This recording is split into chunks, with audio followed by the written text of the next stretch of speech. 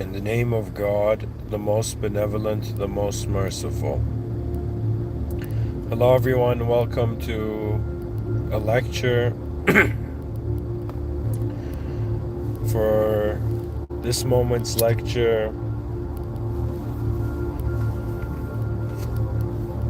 I have a series of views, to be honest. One view is that my approach to my own lectures seem to be shifting. More than I want to say something to the viewers, I am reaching a point where I am becoming fascinated with what other ways my mind can move. And the specific intent for the lecture tonight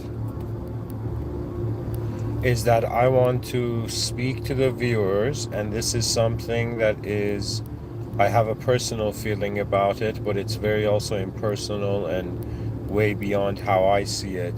In tonight's lecture, I will be speaking about this deep down feeling and observation I've had for some time, that in some sense, existence is too designed. This world is too specifically designed. Okay? And so, is the geometry of our existence a sacred clue? Now pay attention to this. How can it be a clue? A clue for who? For what?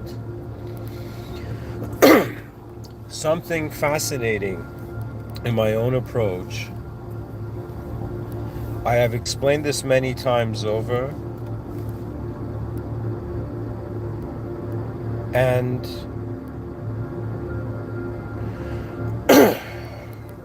to fascinate myself in this lecture as well,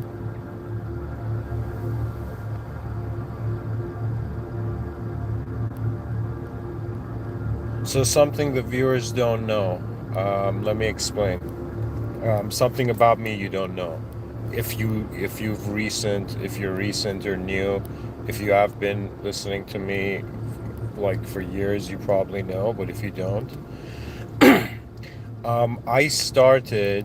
Not right now. I am Muslim, very seriously. To the degree that the constitution of my perspective on reality and everything has changed, I consider this world has a host and a system admin. But there was a time I didn't. Okay, and when I started giving these talks at first, to be honest, I gave these talks in 2014. That's when they were born. The Mr.Within project was born in 2014. But I started in 2011, and things started personally happening to me. And before I gave any lectures, okay, I had mastered the art of automatic writing and automatic speaking. Okay, in the sense that how do I explain it to you?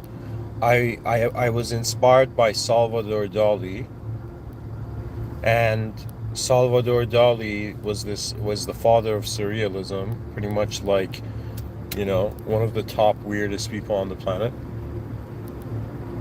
top 10. And he would draw his paintings in a semi-sleep state. So you're listening to someone who, in my own way, I adapted that, where I would go sleep at night, and I recorded a whole book using this method, right? But I'm trying to tell you to what extent I have experience and some sort of capability in this regard, okay? So I would hold the phone in my hand. So imagine me lying down in bed. I've turned off the lights and everything, except my whole body's horizontal on the bed. I'm lying down, except my right hand, and there's like a 90 degree between my forearm and bicep, right? So my whole body's horizontal, my right hand is vertical, and as I'm holding my phone and I've pressed the record button. Now, as I fall asleep, the force I have to use to hold the what do you call it? To hold the phone keeps me awake. Okay, I'm pretty much. I want to say that I used to go into automatic states. I used to do something called channeling. Okay, I put all of that away. I put away working with moderators, and in some sense, my faith in the unseen shifted from me giving it meaning to me realizing the meaning in the unseen is beyond what I'm seeing. So as a Muslim right now, I don't do, I don't go intentionally into that state. Okay, and that state is very equivalent to kind of being present and watching activity rather than being the activity that is happening, right? When, like for example, there's some people who, when they speak, they can't notice themselves speaking. Do you understand? They are the speech, right? But there's some people who hear themselves when they speak. I've been doing this for such a long time that I hear myself as I am speaking. Do you understand? Like something that even more, like, think of it this way. A thought comes into my mind, or let's say I see something, let's say I see a river behind my eyes, and I'm like, yo, a river, right? And as I'm there trying to communicate it to you, um, how do I explain it? That I hear the concept. Um, it's like the idea. I access the idea from two different views. One view that saw it in my inner realms, and then one view how I conveyed it. Okay.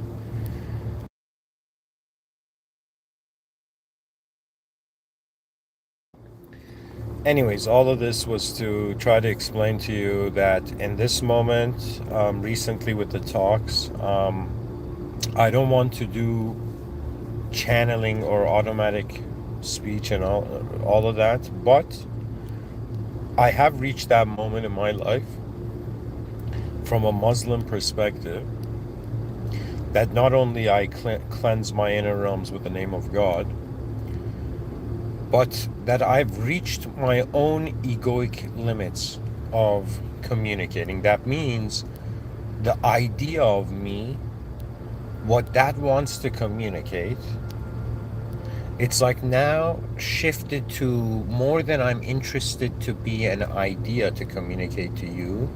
I am more interested to see what else is there that I have not seen yet out of my own intelligence. So for me, it's kind of like I'm going back. I'm going to be going into that state of automation, but with the pure consciousness that the system admin is in charge, not any moderator or archetype. What does that mean?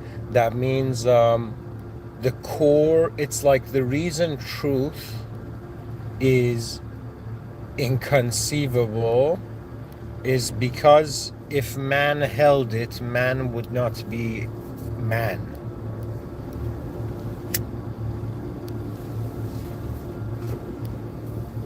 So, in the name of God, the most benevolent and the most merciful, all praise due to the Lord of the worlds. My mind is in the service of the one and only system admin beyond the world room, Allah subhanahu wa ta'ala.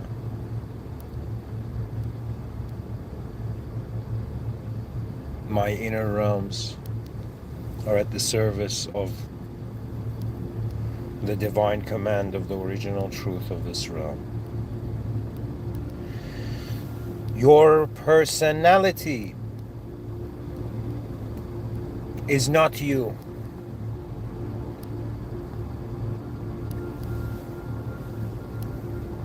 What you are is a deeper presence of being,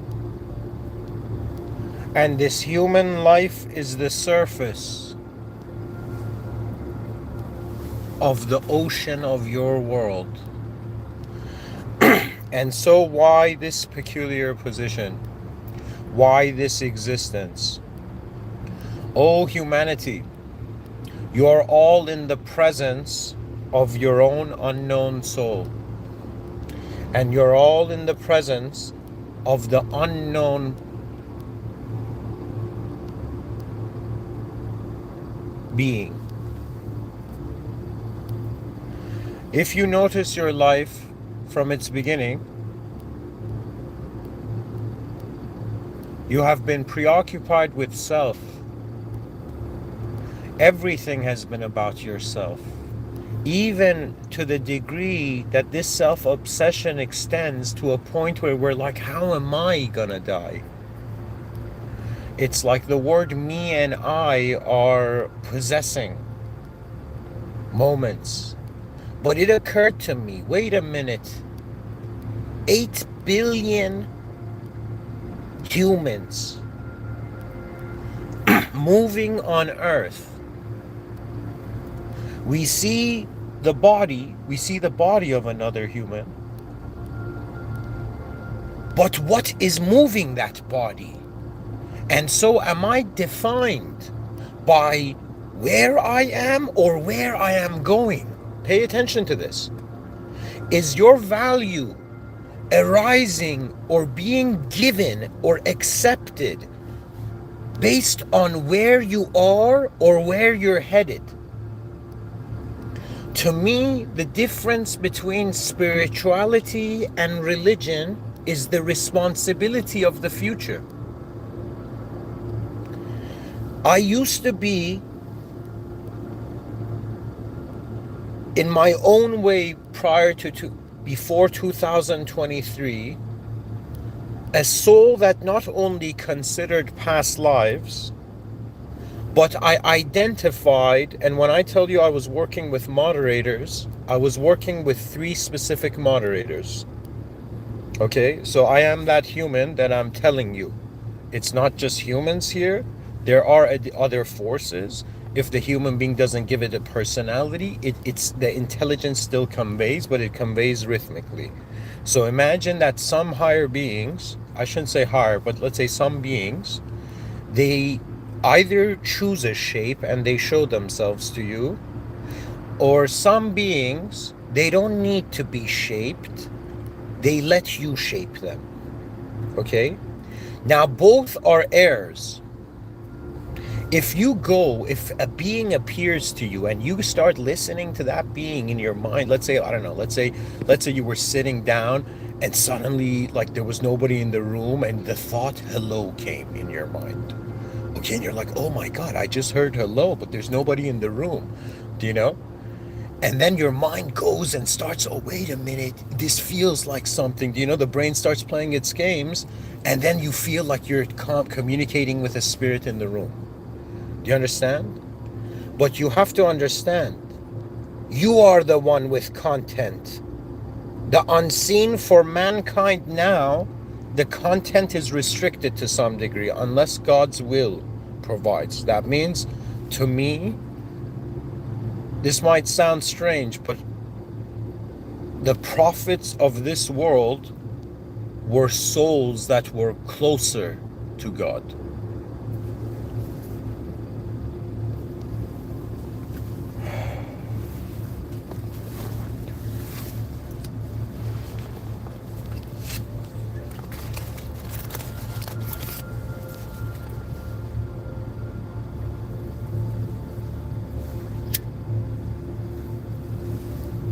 The human is conditioned to trust the known.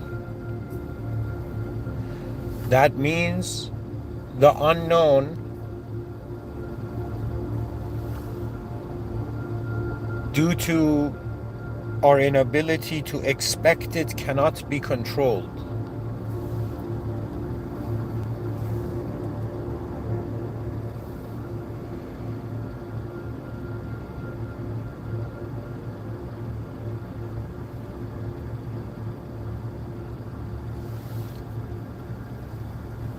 Who are we really? Something fascinating occurred to me. From a Muslim perspective, from a religious perspective, I did not create this world.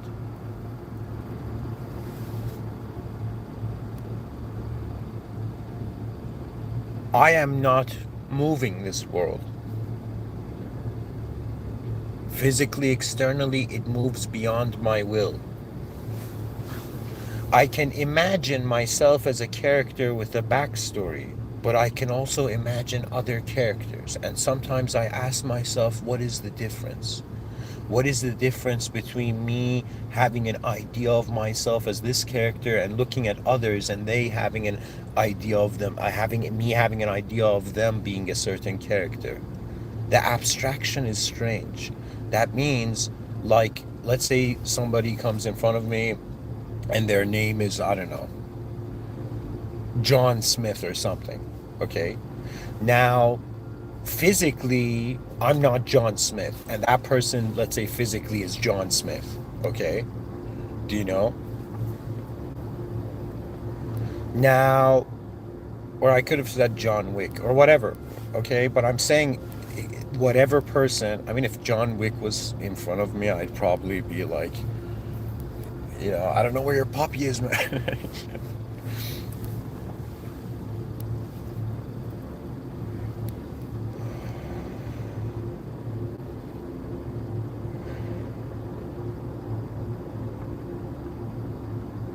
I'm trying to tell you the abstract value of human beings is very interchangeable because it's abstract. It means that right now I'm functioning. My body is non-fiction. My mind, think of it, it's a fictional event, the idea of me. Now, let's say, okay, so I'm trying to say it as an example. Let's say that we have person A, person B. Okay. Now, person A identifies with the letter A, okay, and person B identifies with the letter B. Now, what is stopping person B from identifying with letter A? It's just another abstraction. That means I want you as a human being to think about from the beginning of your life until now, how many different versions of yourself have you been? Just take that in. And then you look at modern times. This was a couple of years ago. It was pretty much like part of Jordan Peterson's, like, rise to fame, you know. And there were like these speakers, I remember, I think this was years ago, maybe 2, 3 years ago, right? And there was this whole thing of like this issue with transgenderism, and in some sense, people identifying with that which is not based on physical reality. And so I find it very fascinating because it's not that the human being can be like heterosexual, homosexual, androgynous, different parts of this, let's say, spectrum of value. Do you understand? But I'm telling you, the identification with the idea of ourselves is an abstract event. The idea of us being an idea of self is an abstract event. Okay? And the reality is that the human experience, all of us, from the beginning, we've been living an inner life, an inner subjective life, and we are positioned in an outer objective life. What does that mean? You're living two lives. And you can convince everybody on this planet that you're just one person, but I know you're living two lives. I know that there are layers to your awareness. I know that a person's body or whatever they communicate. That means if I give 10,000 talks, those 10,000 talks doesn't mean that 10,000 talks was just the tip of the iceberg. The depth of the human being, it shifts from the meaning being contained by form into states defining the meaning. That means there's so many clues here that the world is not how we were told, that it gets interesting after some time. There's times in these lectures where I've told the viewers, I'm existentially bored. 12,000 days on this planet. Do you know, I've seen the functions of myself as a physical being. Do you understand? It's like I'm looking at this reality, and yes, they indoctrinated me into knowing it in a certain way. But then I had this deeper curiosity, and this, they say curiosity killed the cat. Well, guess what? The curiosity killed the ego. Do you understand? This lecture is not for people who are too happy. That means if people think like I'm here just to say things for you to like bliss out to and feel happy, I'm sorry. It's not about happiness. So much of life we will realize. This is something the future, I'll give it a time span of starting from now to 200 years. But it's like an artificial layer of ice over the being is melting. Just like the glaciers melted, there are glaciers of ideological positioning that are melting. Okay, the human being is a state of awareness. I can prove this to you. Do you know how I can prove this to you?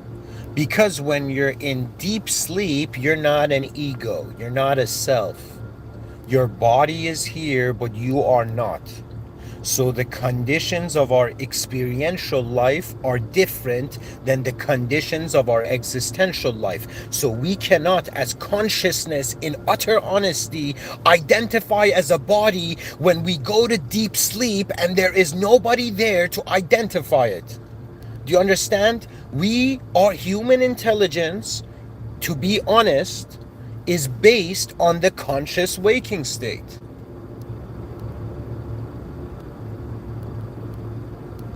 Consciousness is life. Why? Because it's the access to life. Now, how are you living two lives? You're living, again, an inner life and an outer life. The best way I have managed to explain it is in some sense that you're right now inside a system. You're a user inside a system. This is an existential system. Okay? In front of the moment your consciousness is starting, in front of your eyes is a public server. SERVER. It's a public server. Existence is public. Experience is private. Unless you make it public. Just like YouTube videos, you can create a YouTube video and then you can make it public or make it private or make it members only. And if you just look at this model, you'll be fascinated because that the members only is the trust we have.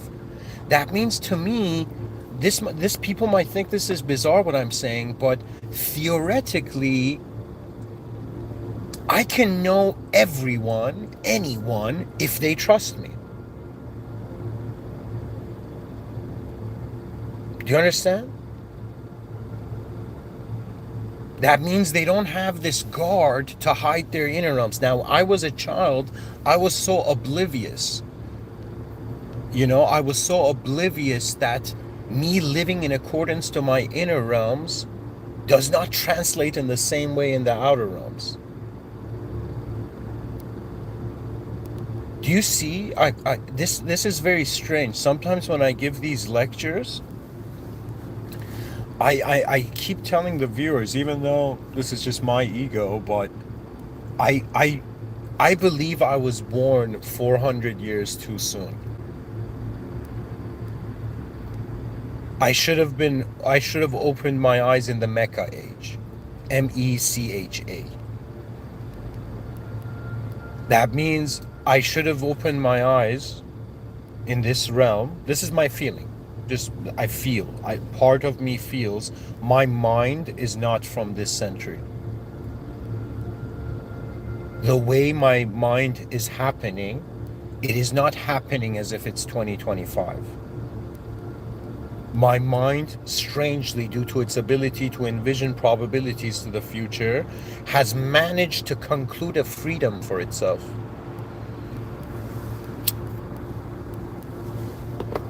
Because one thing you will notice in all of my lectures, from the day one till now, I have been conscious of the unknown.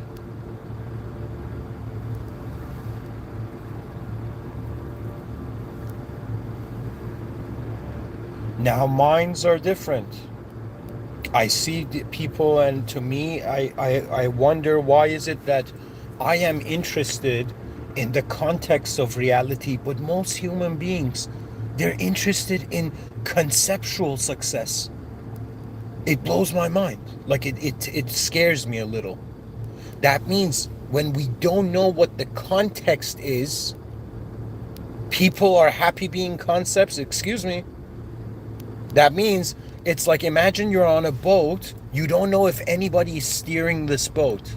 And you're just like, it doesn't matter, man. It's a ride, it's a journey. Have fun. And you're like, wait a minute though. The boat is in some sense going random directions.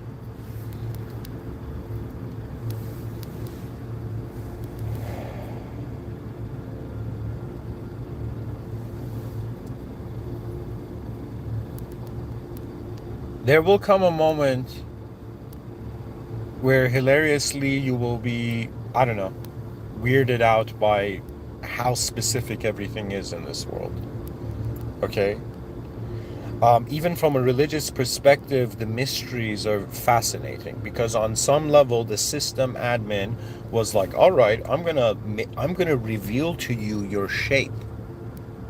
I'm gonna, in some sense, give you a shape. The system admin has given us a certain range of awareness. And in that range, what we find is the significance of your life. That means you can identify with what you find in your awareness, or you can identify as an unknown awareness and you're knowing things in there. Do you understand? That means my body is a part of my moment. This car I'm in is part of the moment. Those trees are part of the moment. The sound I'm making is part of the moment. The idea I have that represents this sound is part of the moment. But they don't own the whole moment. In 2025, human beings are living as if the idea of them owns the whole moment. This is dangerous. Because, think about it, the moment you identify as an idea, how can your mind change? That means the only possible thing that we can believe in is an inconceivable source. Because ideas change. That means I thought to myself, what is this? First of all, being human is a state of consciousness. If my state of consciousness alters, my sense of identity alters. Whoa. This whole normal human life we're calling, it's a certain, it's like a radio channel. You change the radio channel, still the same ears of the soul, but they're seeing a different picture, seeing a different meaning. And this world is intentionally designed to not be able to be confirmed by us. At least for, if you're Muslim, in the Holy Quran it says this book is sent as a warning and a confirmation, and for those who believe in the unseen. If you don't believe life is more than how you've self-simulated it, you don't need the unseen. If you are happy with what you are, your challenge is just to try to be that until again you realize unknown world, unknown self. I thought, this is my view really, I think that nobody can be fully confident. I think the human mind cannot be confident. If it is confident, it is another power. That means if somebody gave you an infinite multiple choice, infinite views to choose from, and you could choose one, you wouldn't know which one to choose. Therefore, you wouldn't want it to be chosen. I realized something about my own psyche. I realized something about the psyche of the species even. Human beings Their expectations is defining their will.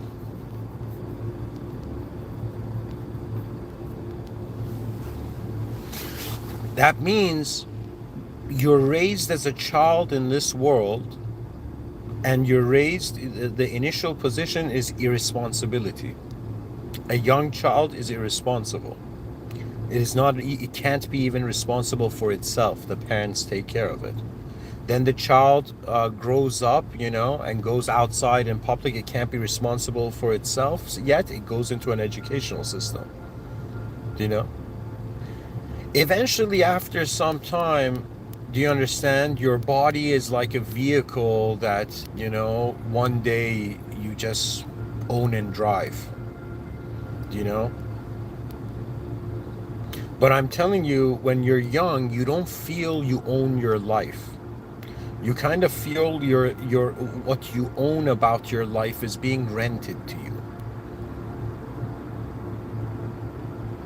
And it's the responsibility level. The difference between a 5-year-old and a 50-year-old, two things. One is ranges of awareness. The 5-year-old exists in a place, but it doesn't know where it exists, and it doesn't know how things happen here.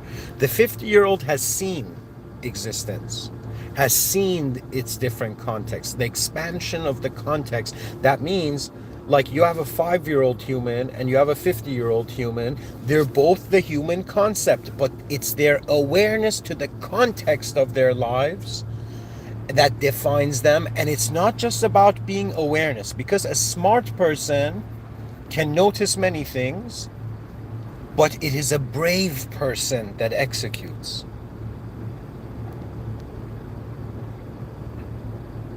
And we're not always brave.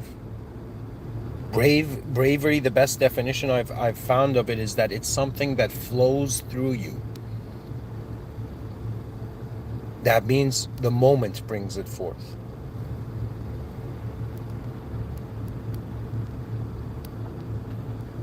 In my mind, I have envisioned speaking in front of millions, but I have not had the bravery to go do it. It's easier hiding in my own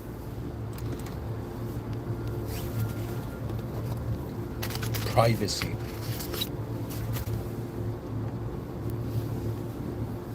But perhaps it's a blessing as well.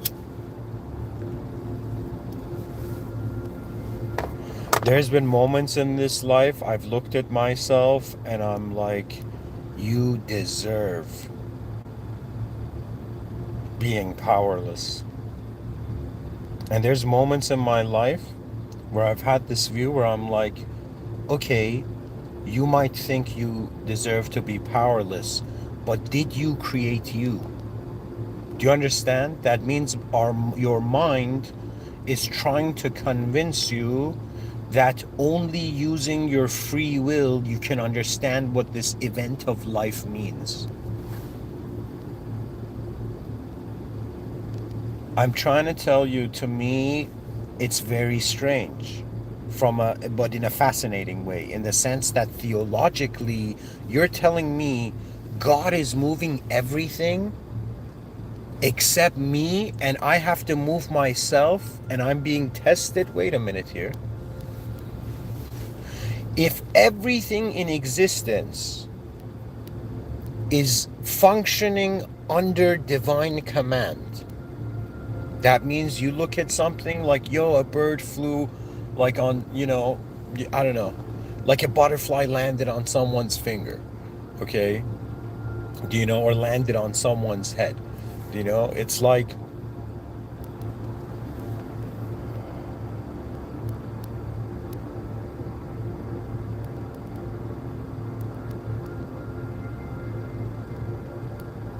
I'm trying to tell you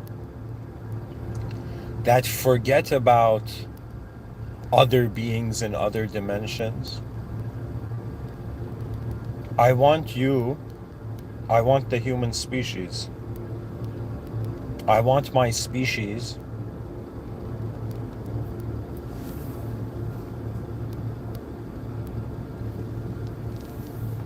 to notice reality beyond its will.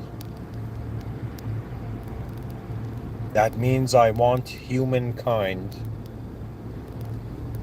to reach a point where it can separate itself from Earthkind.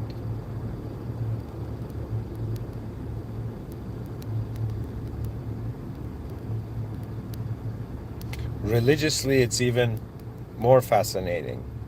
I can live whatever type of life, okay? But afterwards, does my mind judge my actions? That's the whole point of religion. There's a higher will justifying the meaning of the moment. Somebody might have thought something was a good deed. They did it. They go into the afterlife and the afterlife review and they're like, yo man, that was actually a sin.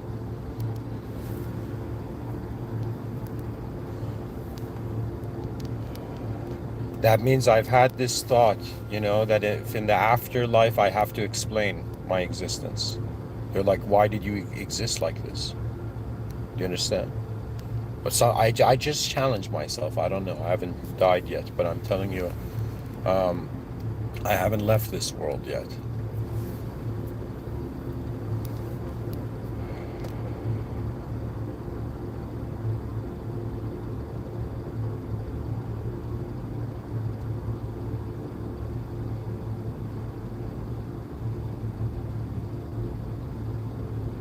Pretty much I'm saying, if God is moving everything through a destined, it's already been programmed. The system admin has already programmed how moments will happen and knows. Therefore, the system admin, due to God being all-knowing, God knows the outcome. Man doesn't. You see, in the theological, I think, landscape, there's 3 elements, 3 points. That means there's 3 angles, okay? There's the view of the system admin, there's the view of a moderator, and there's the view of a user. The user is the human, example, Adam and Eve, the original solar archetype.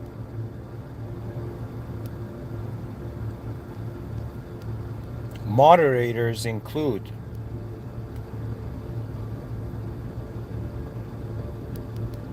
Shaitan. In Christianity, it would be the fallen one. But it also includes angels, such as Ruh al-Quds, Jibreel, Israel. These are angels. These are beings in the same way the human mind has had an ability to fathom the wretched and the beastly.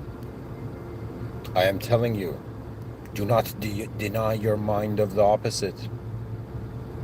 There is a beauty to this realm. If you are an evil being, or let me say it this way, if you're a good being, smile, you're getting closer. If you're an evil being, don't let your ego smile, but know that at least the opposite of you is a reality. It's fascinating to me. It's honestly a spectrum of manifestation. The highest peaks are unimaginable, the lowest peaks are heavy and formed.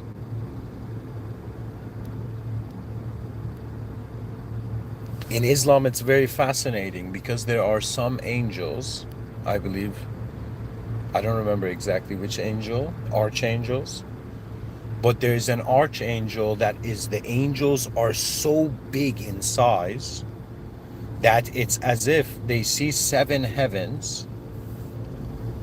Their feet are in the lower heavens. The top of their bodies are in the higher heavens, as a sort of example of scale of size. That means this world has been designed in the same way an ant. Just think about it.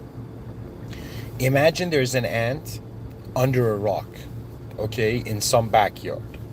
Okay, there's an anthill. The ants are like, man, why is the world so big? Why didn't we just have everything be in a small anthill? Why did God have to create such a big world? Do you understand, when we're so small and here for a little while? Because to me, no, like, with utter respect for the system admin's will, this world is too big for humans. It's too big. Like, it could have been a smaller world if the purpose was just humans. So it's obvious that this is not just a world for man. It is not just a world for the human species. It is a world for many species. The ant cannot notice the human politicians giving a speech. The ant can't comprehend why that it's in a backyard of a higher being. I want to give you a sense of scale. Do you understand? That means you think just because nobody knows anything and the human species has put a crown on its head that it's the king of reality?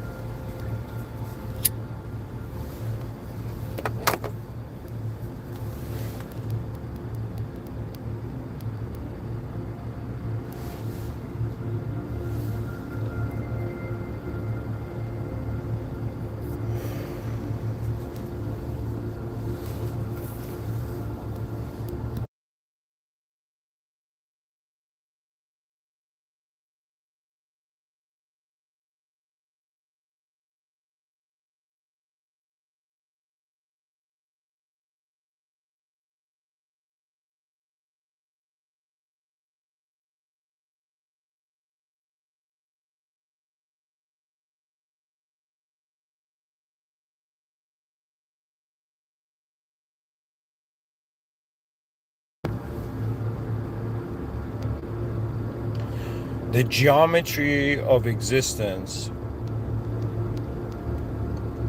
is a sacred clue, because why does it need to be here at all? Ladies and gentlemen, why are we being ladies and gentlemen? My fellow existential beings, why are we stationed in existence for a little while? Why are we explorers of a world that we don't know yet? We could have been born in a world that we knew everything about and functioned like that. Why are we born in a world that has such complex levels, such deep levels of geometry and design, and we're just identifying with our little corner of the universe and saying that's all human meaning? Yay!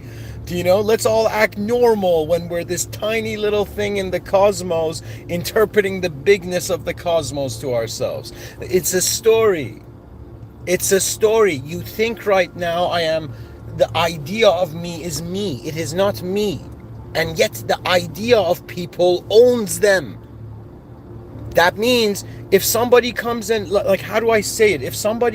Let me say it this way. Imagine somebody comes up to you and says, "You're a fool." What are they doing? They're putting a frame of an idea onto you. Okay? Now, the normal reaction is like, "I don't even know you. Who are you? You don't know anything." Like, like there's that kind of retaliation towards that. Or, "Why are you calling me a fool?" and all that. But the whole point I'm trying to make is that you don't accept an idea that someone else gives you. You accept your own idea. Now check this out. Where do we see this pattern? We see this pattern in lions. Hyenas, they eat whatever food that's lying around on the ground that they didn't even kill. But the lion only eats what it kills. Now when you look at humans, they only trust what they think. Now, does this make all of us lions? No, but it does bring into view that we are not here to just accept any reality. That means what is real to you is what you have been through.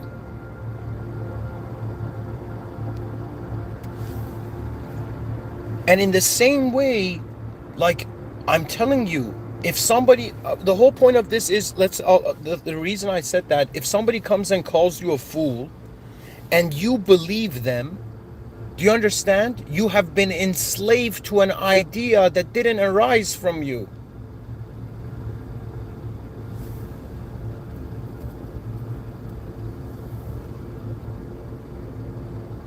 That means don't think that you're not enslaved just because there isn't like chains around your hand. And I should probably use more gentler language here, but the reason I'm saying enslaved, because the idea of you owns the moment until you realize that you are not an idea, because you can observe more than one idea at a time. Therefore, whatever human being that is alive, if you hear other humans saying, yo man, I'm a thought, or I had thoughts, those are old world humans. The new world humans, their moment is not limited to an idea. Because you gotta think about this, there's books written that they're like, yo man, be careful what you say, because the subconscious can't tell apart what is, a joke or not. Do you know? And I'm like, guys, just take it in. You think the human brain was designed for unnatural access to like tons of information?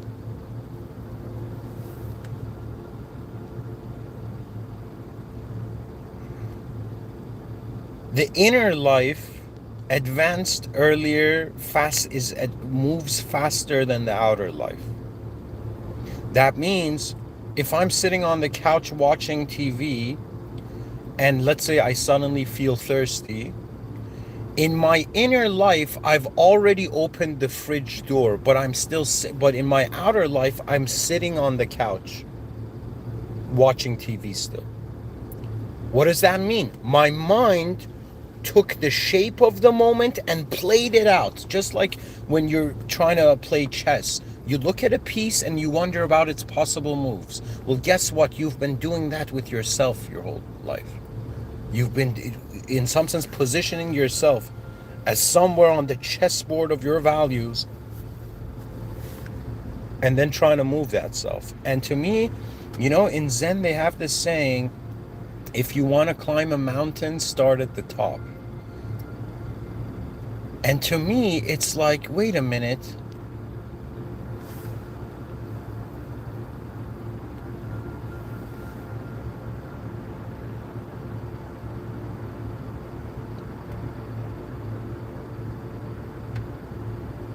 Why don't I just start the context as free? I'm already free.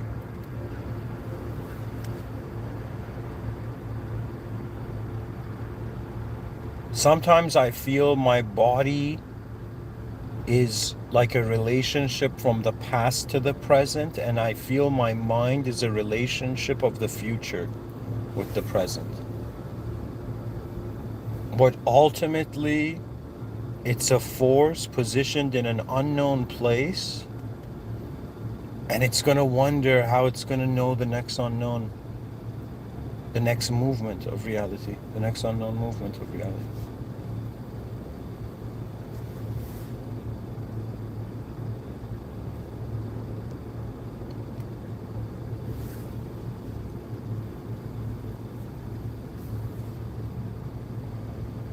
So to me, yes, the geometry of existence, it's a sacred clue.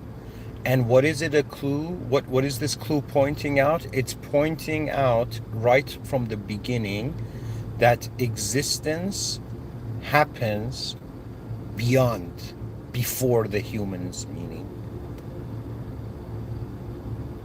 That means, have we held the world in a known way, or do we really know it? I've lived 12,000 days, around 12,000 days on this planet. If you ask me, do you know what this place is? I'll be like, I can just tell you that I know it's not my thoughts. I know it's not thoughts. I know this is not the advanced human. It's an early prototype. It's like ChatGPT 4.0, you know, but deep down it has the awareness of ChatGPT 5.1, imagine.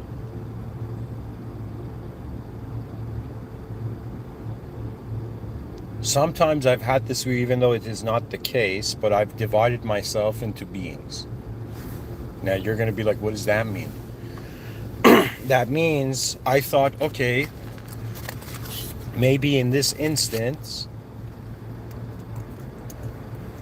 I'm not just one self, maybe I'm three selves. Maybe I have to plan my life for three versions of me.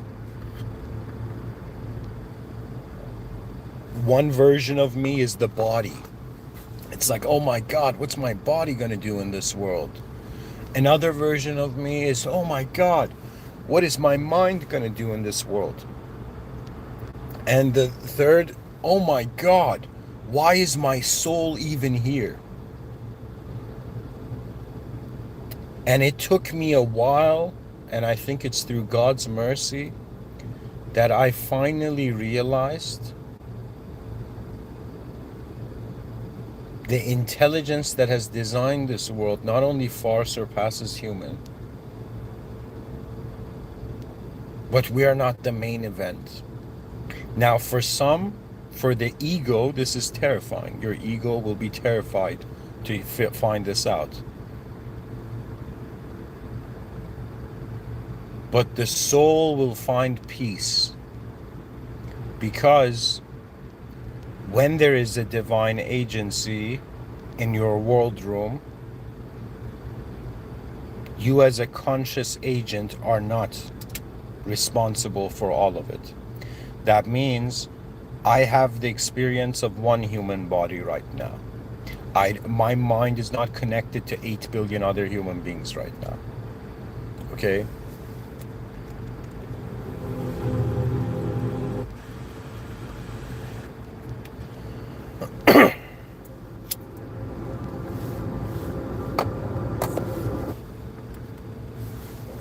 So I'm responsible for my human existence.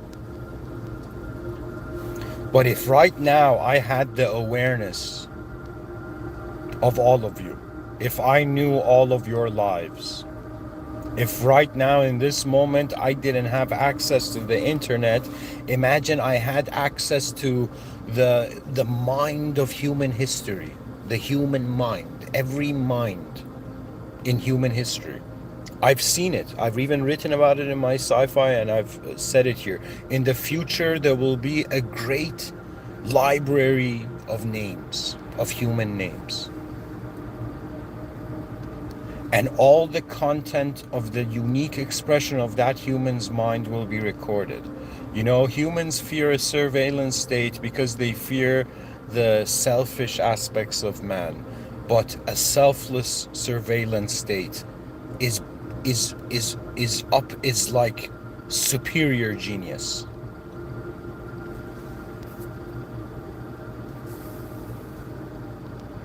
To me, in the same way someone comes and speaks to me and says something, and they say it with their own mind, a mind different than mine, and they communicate. In the same way, the world is speaking to you, but its language is not words. Its language is moments. To be a human being is to, in some sense, climb a staircase of intelligent interaction levels. If I ask, let's say, the average human, what is the highest intelligence you've interacted with? What is the highest intelligent interaction level of your consciousness?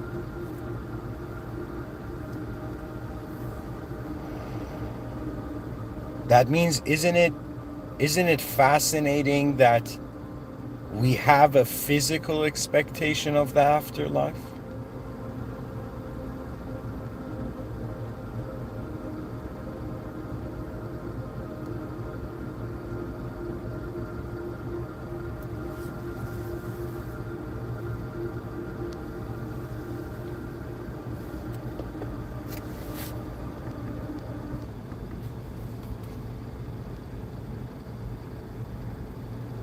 Anyways,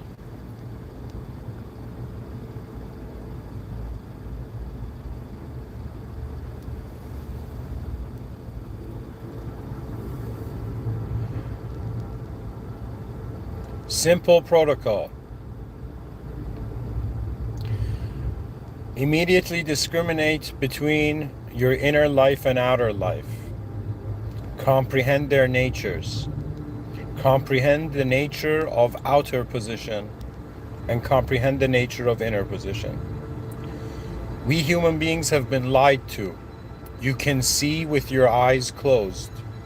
You have been seeing with your eyes closed anytime you have remembered a moment that has passed. I can tell you to close your eyes right now and visualize an apple floating in the air. Now, if you could do that, light was not entering your eyes, and yet you could see. Therefore, there is a deeper sight within the moment.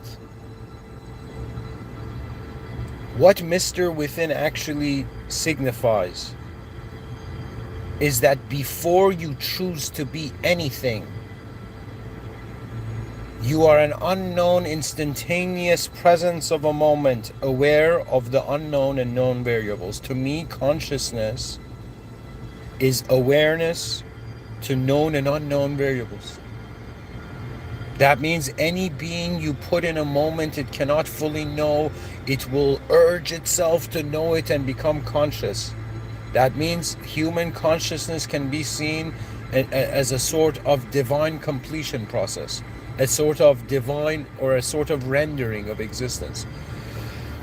I mean, each brain is rendering existence differently. The brain of a human, the brain of, let's say, a squirrel, like, the brain of a dog, the brain of a cat, they're processing reality differently.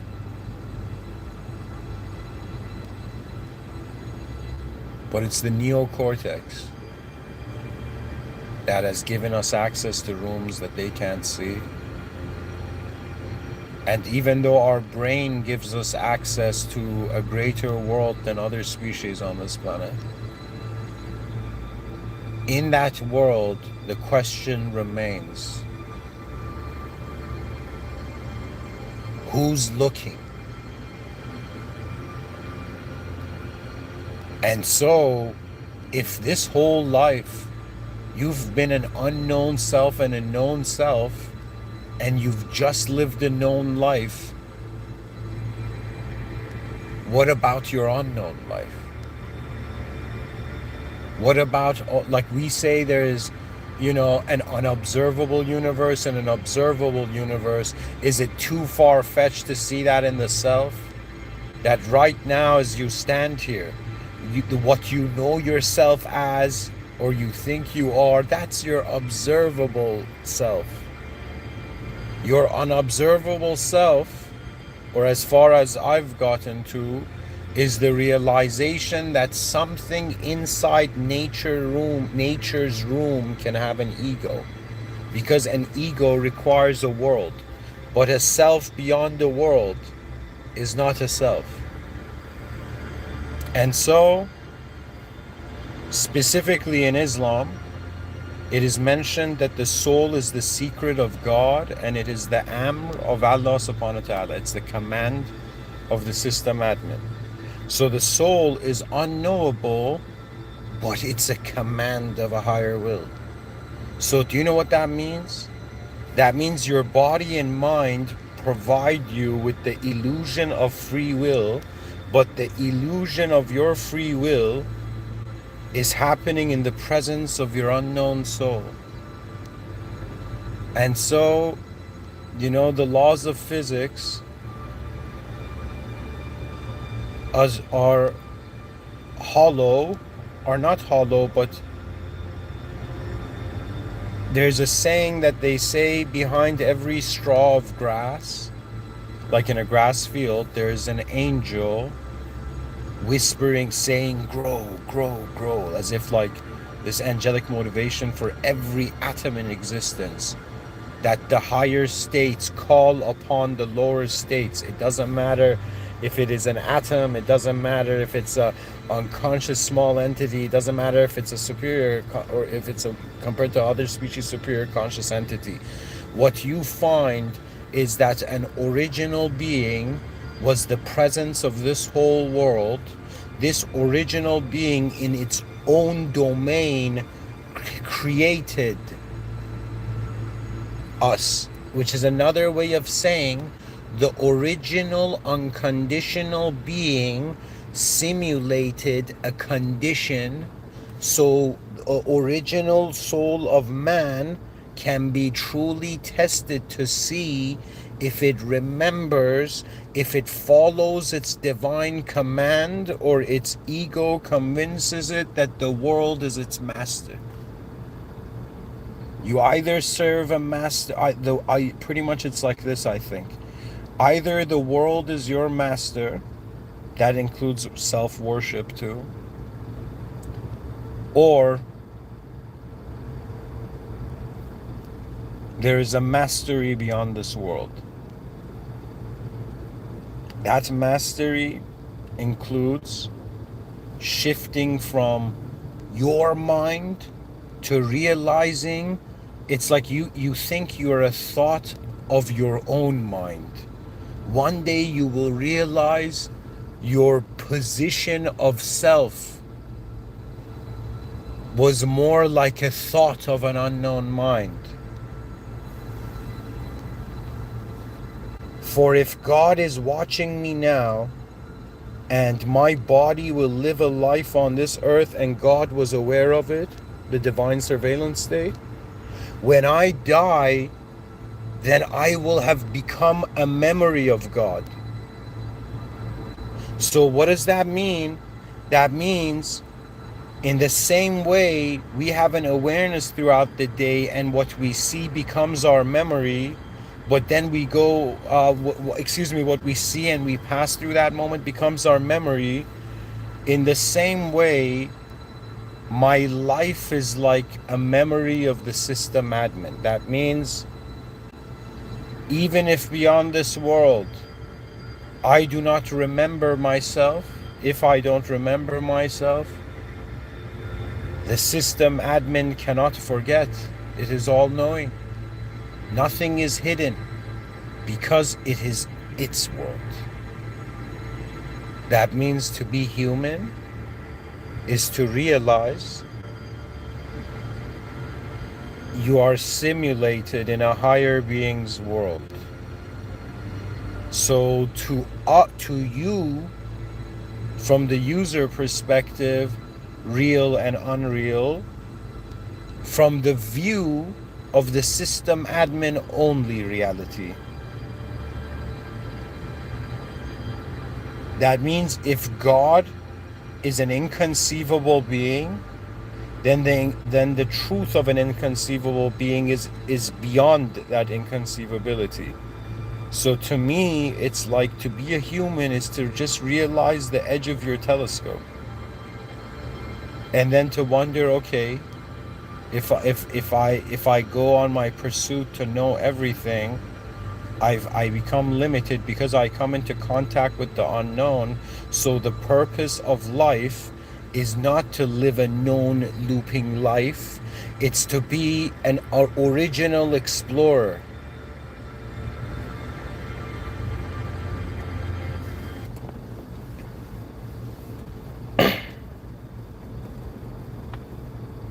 In other words,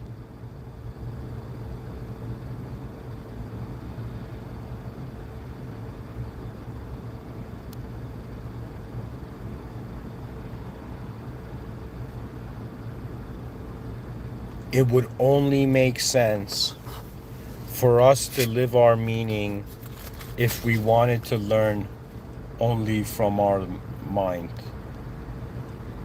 We are graced to be in the presence of a world where there's intelligent activity sourced far beyond our reasoning. Pretty much right now, you think it's your life. Perhaps there may come a time where we realize all of existence was God's life, including us. That means, do we exist for ourselves? Do I exist for me, or do I exist for beyond me? And I'm telling you something very deep within the human being is liberated when it achieves a victory beyond itself. That means the feeling of one person advancing compared to a civilization advancing. It's so beautiful. You don't understand how beautiful an advanced civilization is.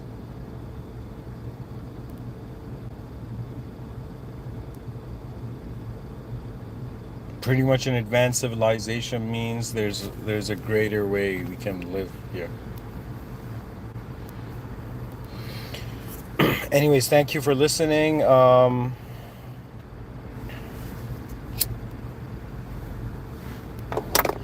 And I guess this lecture was about how existence is too designed.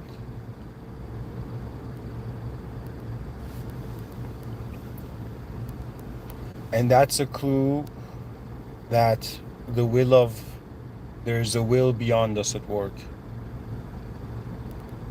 Because how could we have a preference for our own existence if we don't exist yet? The preferences come after you exist.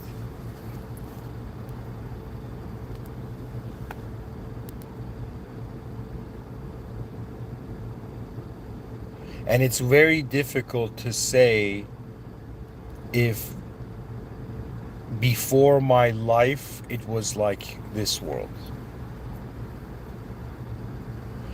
To me, this is a conditional reality. It's honestly like somebody... How do I explain it? It's too convenient. It's designed too well. Like, you look at the human body, this geometry it far surpasses its design. That means the human body cannot recreate another human body alone. That means you cannot recreate yourself. If you can't recreate yourself, how are you yourself? Existentially, I'm speaking. Experientially, you recreate yourself anytime. The Japanese have a saying, the man is the room he's in. Any room you go into, different variables, different activation of a self in that moment. Anyways, thank you for listening. Keep looking for clues. The New Age calls it sacred geometry. What I'm telling you, geometry is sacred before we give it meaning. Pretty much being in this world, just like you realize other people have existed on this planet, I think it's not too far-fetched to consider that in some sense the presence of truth was here before the simulated can even doubt it.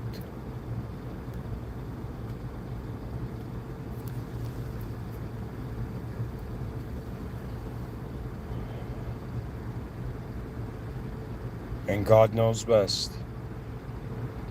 In the name of God, the most benevolent, the most merciful.